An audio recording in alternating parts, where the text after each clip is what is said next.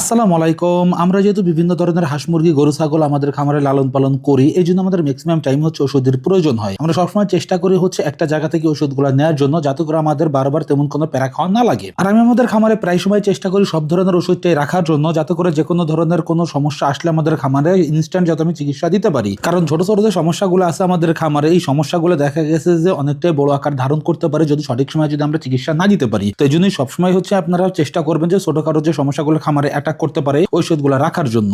প্রাথমিক যে চিকিৎসাটা আছে সেটা আপনারা যেহেতু ইনস্ট্যান্ট দিতে পারেন, এই জিনিসটা আপনারা সবসময় করার চেষ্টা করে হয়ে গেছে। আর আমি দেখতেছিলাম যে আমাদের ডিমের পার্সেন্টেজটা অনেকটাই কমে আসতেছে, যার কারণ হচ্ছে আমাদের এই ওষুধগুলো ফার্স্টে এখান থেকে নেওয়া লাগবে। এর পাশাপাশি হচ্ছে আমাদের জিঙ্ক টিন যা যা প্রয়োজন আছে প্রত্যেকটা জিনিস এখান থেকে আমরা নিয়ে নেওয়ার চেষ্টা করবো। যদিও ওষুধগুলো আমাদের নিলাম, কারণ হচ্ছে আমাদের গরু আমরা লালন পালন করতেছি এভারেজে প্রায় 1 বছর হয়ে গেছে। 1 বছরের ভিতরে আমাদের গরু তেমন কোনো ডাকেই আসে নাই, যার কারণ হচ্ছে এখান থেকে আমাদের ওষুধটা আজকে নেওয়ার খুব প্রয়োজন ছিল। তো ভাই বললো যে ভাই ওষুধটা খাই দেখেন, 8 থেকে 10 দিনের ভিতরে ইনশাল্লাহ ডাকে চলে আসতে পারে। তো যাই হোক, দেখা যাক পরবর্তীতে কি হয়। সবকিছু উপরালার ইচ্ছা, হয়তো হয়ে যাইতে পারে আমাদের গরুর ডাকে চলেও আসতে পারে। আজকের ভিডিও পর্যন্তই। আল্লাহ তাআলা যেন আমাদের খামার এবং কৃষিতে বরকত দান করেন। ধন্যবাদ সবাইকে। আসসালামু আলাইকুম।